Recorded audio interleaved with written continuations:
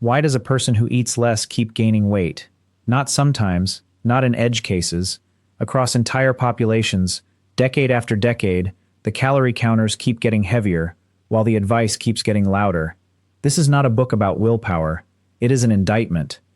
Jason Fung, a kidney specialist in Toronto who spent years treating diabetic patients exactly as the guidelines instructed, wrote the Obesity Code to expose why the entire calorie model of weight gain is not just incomplete but backwards, why insulin, not gluttony, is the engine of the disease, and why the cure was hiding in the one place medicine refused to look, the empty interval between meals.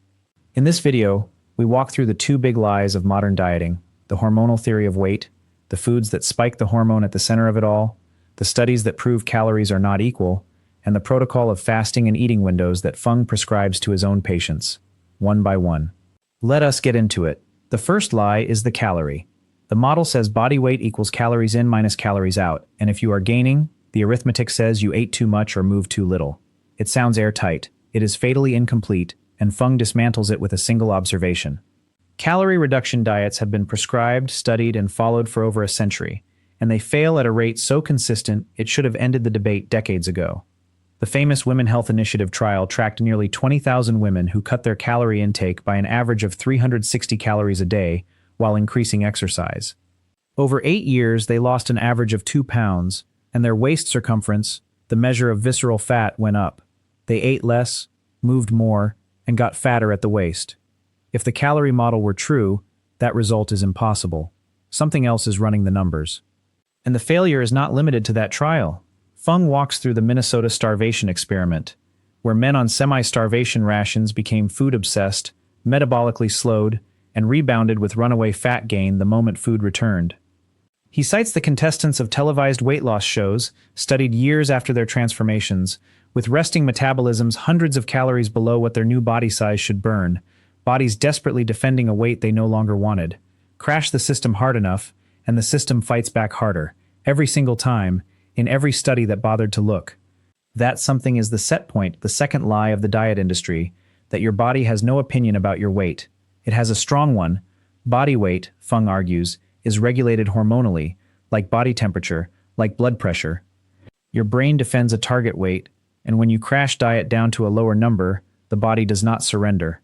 It fights, with hunger that intensifies, with metabolic rate that slows by more than the weight loss explains, with an efficiency obsession that turns every calorie into a scandal. This is why weight lost on severe calorie restriction returns in over 80% of cases, and why the return is usually accompanied by extra. The body is not betraying you. It is protecting a set point that was set, not chosen, and the question that matters is what set it. Fung compares it to a thermostat in a locked box. You can hold your breath, and your body will force you to breathe. You can refuse water, and your body will force you to drink. And you can starve yourself, and your body will force you to eat, because these are regulated systems, defended at levels you do not consciously choose. Nobody accuses the person with a fever of choosing 103 degrees. Nobody should accuse the person with obesity of choosing their set point either. The honest question is which inputs move the dial, and the honest answer takes the rest of the book to build. The answer is insulin, and this is the heart of the book. Insulin is the storage hormone. When you eat, insulin rises, and it tells your cells to store energy. Some goes to muscle and liver as glycogen, but the overflow goes into fat cells, and here is the crucial detail. As long as insulin is elevated, the fat cells are locked. The energy inside cannot come out. You can be carrying 100,000 calories of fat on your body and be starving at the cellular level, because the storage door only opens when insulin falls. Fung illustrates the lock with a thought experiment about a room with a one-way door. Food energy pushing in with every meal and never allowed back out until the room swells. Now consider the modern eating pattern. Breakfast at 8, snack at 10, lunch at noon, snack at 3, dinner at 7, snack at 9. Insulin rises with every single one, and it never gets a long enough interval at baseline to let the fat cells open. Chronic hyperinsulinemia, constantly elevated insulin, is the disease, and obesity is its visible symptom. This is also why diabetics on insulin injections so often gain weight, and why the dose tends to creep upward in a cycle of worsening, because the treatment itself feeds the mechanism it is trying to control. The drug that saves the blood sugar can deepen the storage disease, and nobody in the appointment has 15 minutes to explain why. Where does the chronically high insulin come from? Fung builds the case in layers. Refined carbohydrates and sugars spike insulin hardest and fastest, which is why low-carb diets work when they work, not because carbs are uniquely fattening as calories, but because they are uniquely insulinogenic. But he goes further than the standard low-carb story. Insulin resistance develops with constant stimulation, the way your ears stop hearing a constant hum, the cells stop responding to the signal, the pancreas responds by shouting louder, more insulin, which deepens the resistance, which demands more insulin, a vicious cycle spinning quietly for years before blood sugar ever rises. By the time a doctor flags your fasting glucose, the machinery has been grinding for a decade or two. Diabetes is the late guest at a party that started years earlier. Fung also traces the historical villain, the dietary guidelines of the late 1970s, which told a generation to cut fat and eat more grain, a shift that landed exactly as obesity rates began their climb. Correlation is not causation, he is careful to say, but the timeline should have triggered investigations, and instead it triggered food industry profits. The story of the modern epidemic is not a story of a sudden collapse in national character. It is a story of a hormone system submerged in refined carbohydrate and meal frequency, doing exactly what it was built to do under conditions it was never built for. And then the piece nobody wants to hear, the meal timing. It is not only what you eat, it is when. Fung points at the phenomenon of insulin resistance induced by constant grazing, and at studies where identical foods eaten in different patterns produce different metabolic outcomes. The 24-hour buffet keeps insulin elevated around the clock. The same calories compressed into a shorter window, with real gaps between meals, produce measurably lower insulin exposure. Breakfast, Fung notes, became the most important meal of the day through marketing, not metabolism, and the morning snack culture of the modern office is a treadmill of microspikes that never lets the storage hormone rest. The enemy is not only the donut, it is the donut plus the grazing, plus the decades. Now, the evidence that calories are not equal, because this is where the book stops arguing theory and shows receipts. Studies comparing low-carb and low-fat diets at matched calories consistently show greater weight loss on the lower insulin path, and more importantly, metabolic improvements that calorie math cannot explain. Proteins, fats, and carbohydrates provoke different insulin responses, different satiety signals, different metabolic fates. 100 calories of eggs and 100 calories of white bread are the same on a food label and completely different in your blood. The bread spikes insulin sharply, drives the storage signal, and returns hunger in 90 minutes, while the eggs barely move the dial and hold you to lunch. Same calories, opposite metabolic messages. Fung walks through the 3 great food lies of the low-fat era too, how the demonization of dietary fat led to a sugar loading of the food supply, how processed low-fat foods replaced fat with refined starches that spike insulin harder, and how obesity and diabetes rates exploded precisely during the decades everyone was obeying the low-fat advice. The experiment ran on an entire civilization, and the results came in fat. He also dismantles the breakfast cereals that claim heart health while delivering refined carbohydrate spikes, and the juice glasses that pour liquid sugar with a health halo, because the modern food industry learned that fat-free sells, and sweetness keeps the storage hormone working overtime. So what is the cure? Fung prescription has 2 blades. The first is what to eat.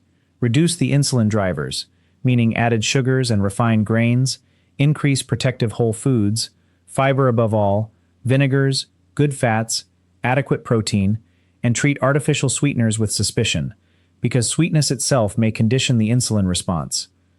Nothing here shocks anyone who has seen a food pyramid drawn honestly.